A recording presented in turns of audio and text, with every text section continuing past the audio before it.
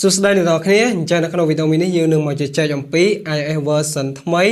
iOS version 26អញ្ចឹងអ្នកនរគ្នាបើសិនជាអ្នកនរគ្នាចង់ដំឡើងក៏អ្នកនរគ្នាអាចចូលទៅដំឡើងវាបានហើយនៅសម្រាប់បងប្អូនអ្នកនរគ្នាដែលគាត់អត់ទាន់ចង់ធ្វើការ update ខ្ញុំក៏អត់ទាន់ recommend អ្នកនរគ្នាដែរដោយសារតែនេះគឺជា version ដំបូង version សាកល្បងអញ្ចឹងណាអ្នកនរគ្នាអូខេតោះកុំឲ្យខាតពេលវេលាយូរយើងទៅមើលពីការ update ចង់នឹងថាវាមានអ្វីប្លែកហើយវាមានអ្វីថ្មីខ្លះតោះយើងទៅចូលរួមជាមួយនឹងខ្ញុំទាំងអស់គ្នាហើយនៅបើសិនជាអ្នកនរគ្នាចង់បានជាមួយទូរស័ព្ទដៃ iPhone គ្រប់ model series កុំភ្លេចជាមួយនឹងហាលូទូរស័ព្ទដៃ Win Store ដែលហាងបកគតគឺមានលក់ជាមួយទូរស័ព្ទដៃ iPhone គ្រប់ model series តែម្ដងមិនតែប៉ុណ្ណោះហាងបកគតក៏មានគ្រប់សេវាកម្មផងដែរមិនថាទិញដាច់វាយដូរឬមួយក៏បងរំលោះទេហើយអ្វីដែលជាពិសេសហ្នឹងសម្រាប់បងប្អូនយើងដែលគាត់នៅតាមខេត្តក៏អាចធ្វើការបងរំលោះបានដូចគ្នាផងដែរអញ្ចឹងបើសិនជាអ្នកនរគ្នាចង់ដឹងព័ត៌មានបន្ថែមអាចធ្វើការឆាតបានសម្រាប់ page គឺខ្ញុំបានដាក់នៅខាងលើ description អញ្ចឹងមុននឹងចូលទៅដល់ការ update ក៏ខ្ញុំសូមប្រាប់អ្នកនរគ្នាបន្តិចផងដែរទៅលើការ update គឺយើង update បានចាប់ពីទូរស័ព្ទដៃ iPhone SE2 រហូតដល់ iPhone 16 Pro Max និង iPhone 17 Pro Max ត្រៀមនឹងចេញថ្មីអ្នកនរគ្នាប៉ុន្តែសម្រាប់ទូរស័ព្ទដៃដែលនៅក្រោមនេះដូចជា iPhone XR iPhone XS, XS Max, iPhone 8ហ្នឹងគឺ port version ហ្នឹងអត់អាចដំឡើង version បានទេអ្នកនរគ្នាអញ្ចឹងឥឡូវតោះយើងចូលទៅការដំឡើងទាំងអស់គ្នាអ្នកនរគ្នាគ្រាន់តែចូលមក App Store អញ្ចឹងមកហើយបន្តមកទៀតគឺអ្នកនរគ្នា search ជាមួយនឹង app មួយដែលមានឈ្មោះថា Apple Developer អ្នកនរគ្នាអញ្ចឹងអ្នកនរគ្នានឹងបានឃើញជាមួយនឹងកម្មវិធីមួយនេះអ្នកនរគ្នាគ្រាន់តែចុច install វាមកហើយអានេះគឺខ្ញុំបាន download វារួចរាល់ហើយយើងគ្រាន់តែបើកវាមកបន្តមកទៀតគឺអ្នកនរគ្នាចុចត្រង់ account កន្លែងនេះអូខេបន្តមកទៀតគឺអ្នកនរគ្នាបើសិនជាអត់ទាន់មានឥឡូវខ្ញុំសូម sign out ចេញសិនហើយចុច sign in អញ្ចឹងមកហើយយើងដាក់ជាមួយនឹង iCloud របស់យើងចូលទៅអ្នកនរគ្នាបន្ទាប់ពីយើងដាក់ iCloud នឹងចូលហើយគឺវានឹងមានមកជាមួយនឹងពាក្យថា enroll now អ្នកនរគ្នាយើងចុចមកលើនឹងមកហើយយើងចុច continue វា agree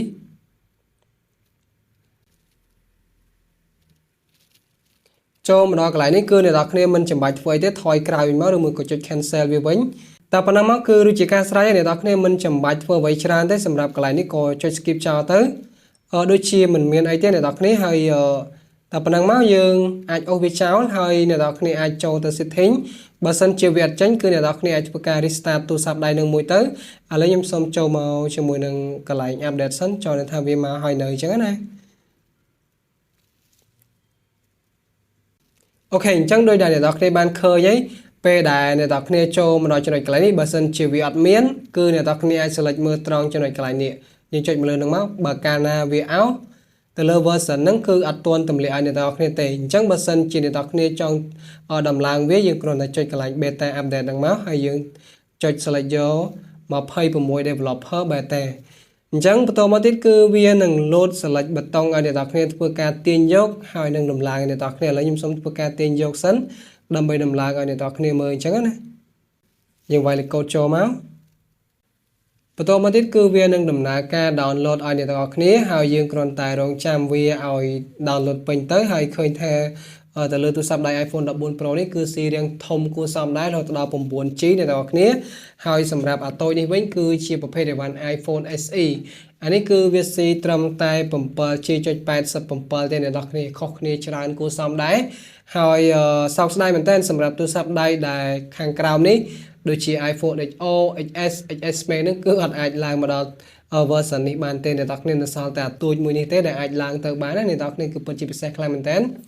អញ្ចឹងបន្ទាប់ពីអ្នកនរគ្នាធ្វើការ download ហើយអ្នកនរគ្នាគ្រាន់តែ install ហើយឥឡូវនេះគឺយើងបានចូលមកដល់ version ថ្មីរបស់យើងហើយគឺ iOS version 26ហើយមិញនេះគឺវាពេញអាតូចនេះមុនឥឡូវខ្ញុំសូមធ្វើការបើកជាមួយនឹងអាតូចនេះតែម្ដង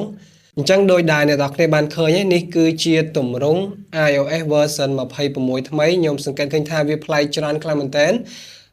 គឺប្លែកសិតសឹងតែទាំងអស់តែម្ដងអ្នកនរគ្នាឥឡូវយើងមើលចំណុចទី1ទៅលើកន្លែង animation ត្រង់កន្លែងនេះវ៉ាវអ្នកនរគ្នាគឺពិតជាស្រស់ស្អាត cool ខ្លាំងមែនទែនហើយវាមានចលនានៅខាងក្នុងនឹងដែរអូខេឡើង smooth តែម្ដងហើយយើងមកមើលជាមួយនឹងកម្មវិធីទាំងអស់នេះវិញ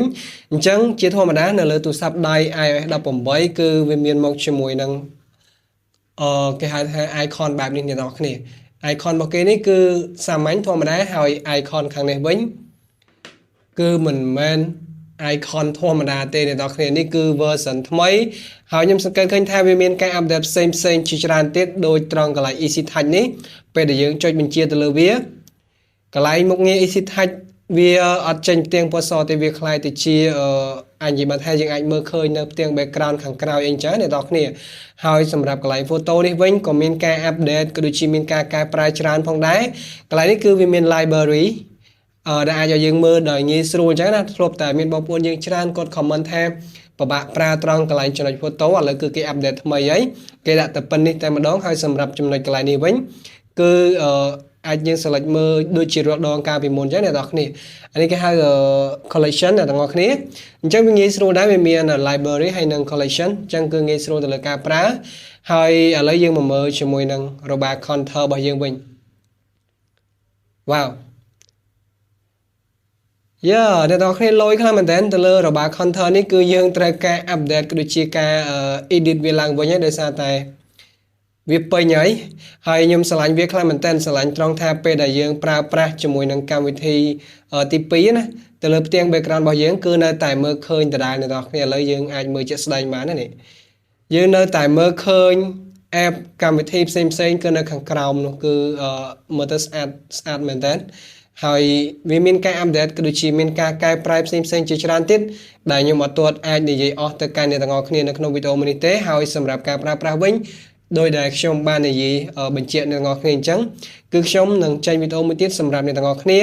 បើសិនជាអ្នកទាំងអស់គ្នាចង់ធ្វើការដំឡើងវាខ្ញុំនឹងប្រាប់អ្នកទាំងអស់គ្នានៅវីដេអូក្រោយហើយការកែប្រែនេះគឺពិតជាស្រស់ស្អាតខ្លាំងមែនតើមើលវីដេអូនេះហើយខ្ញុំក៏បានប្រាប់ពីវិធីដំឡើងដែរស៊ីសងទៅលើអ្នកទាំងអស់គ្នាទេក៏ប៉ុន្តែខ្ញុំសង្កេតឃើញថាទៅលើការចុចរបស់ខ្ញុំមិញនេះ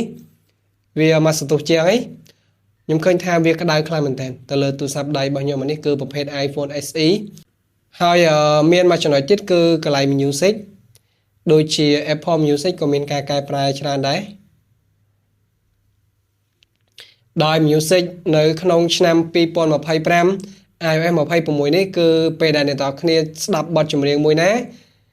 វានឹង load ជា lyric ឬមួយក៏គេហៅថាអក្សររត់នៅលើបទចម្រៀងអ្នកនរគ្នាដែលអនុញ្ញាតឲ្យអ្នកនរគ្នា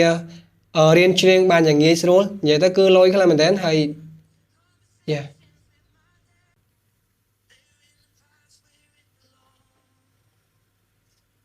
ពេលដែលយើងចុចមកលើវាបែបនេះគឺវានឹងលោតចេញមកបែបនេះមើលទៅពិតជាស្អាតខ្លាំងមែនទែនអញ្ចឹងសម្រាប់វីដេអូឥឡូវនេះគឺខ្ញុំគ្រាន់តែប្រាប់អ្នកនរគ្នាប៉ុណ្ណឹងទេទៅលើការកែប្រែគឺពិតជាកែប្រែដូចដែលអ្វីដែលយើងបានឃើញទៅលើការបំផុសនៅលើបណ្ដាញសង្គមអញ្ចឹងក៏ប៉ុន្តែខ្ញុំសង្កេតឃើញថាវាមិនមួលដូចអ្វីដែលយើងបានឃើញនោះទេអ្នកនរគ្នាវាមិនដូចទៅនឹងទូរស័ព្ទដៃចិនមួយចំនួនទេអញ្ចឹង Apple គឺវានៅតែ Apple ដដែលគឺពិតជាស្រស់ស្អាតហើយមានមួយទៀតដូចជាកម្មវិធីកាមេរ៉ាអ្នកនរគ្នាកម្មវិធីកាមេរ៉ាគឺមើលទៅពិតជាស្រស់ស្អាតខ្លាំងមែនទែនភ្នែកមូបែបនេះអ្នកនរគ្នាហើយយើងចូលទៅខាងក្នុងទៅគឺវាក៏មានការកែប្រែក៏ដូចជាមានការអាប់ដេតច្រើនផងដែរនៅផ្នែកខាងក្រោមនេះអ្នកនរគ្នាវាមាន photo ហើយនិង video ពេលដែលយើងចុចទៅគឺវាមានការកែប្រែច្រើនអូខេហើយសម្រាប់កន្លែងនេះគឺ 4K 60 frame គឺយើងអាច select ចុចបែបនេះហើយយើងអាចធ្វើការបញ្ជាផ្លាស់ប្ដូរវាបានអញ្ចឹងណាហើយកន្លែងនេះក៏មានកន្លែងចុចបញ្ជាដែរទៅលើ flash ទៅលើអីអញ្ចឹងណាហើយសម្រាប់ photo វិញទៅលើរូបស្លឹកកន្លែងនេះពេលដែលយើង select មកលើវាមានជារបាបែបនេះមើលទៅគឺ clean និយាយទៅអាចនិយាយបានថាគឺស្អាតខ្លាំងមែនតើអ្នកនរគ្នាស្អាតខ្លាំងមែនតើមាន filter មានអីដូចសមមួយដងអញ្ចឹងក៏ប៉ុន្តែនេះគឺជាការកែប្រែមួយដ៏ធំសម្រាប់ការប្រើប្រាស់នៅលើ version ថ្មីនេះអ្នកនរគ្នាហើយមានកម្មវិធីផ្សេងជាច្រើនទៀតហើយបើសិនជាអ្នកនរគ្នាចង់ដំឡើងគឺអាចដំឡើងបានហើយបើសិនជាអ្នកនរគ្នាអត់ចង់ដំឡើងវាទេចង់ទុកវាសិនគឺមានតែរងចាំរហូតដល់ខែ9ដោយទូរស័ព្ទដៃ iPhone 17ចេញមកទើបគេទម្លាក់ version official ប្រភេទ version iOS 26នេះឲ្យអ្នកនរគ្នាធ្វើការប្រើប្រាស់អញ្ចឹងឯនេះគឺមានតែប៉ុណ្្នឹងទេចម្លើយទៅលើ version beta នេះ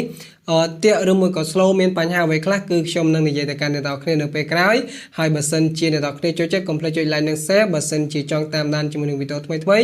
កុំភ្លេច follow អរគុណច្រើនយើងនឹងជួបគ្នាជាមួយនឹងវីដេអូក្រោយទៀតបាយបាយ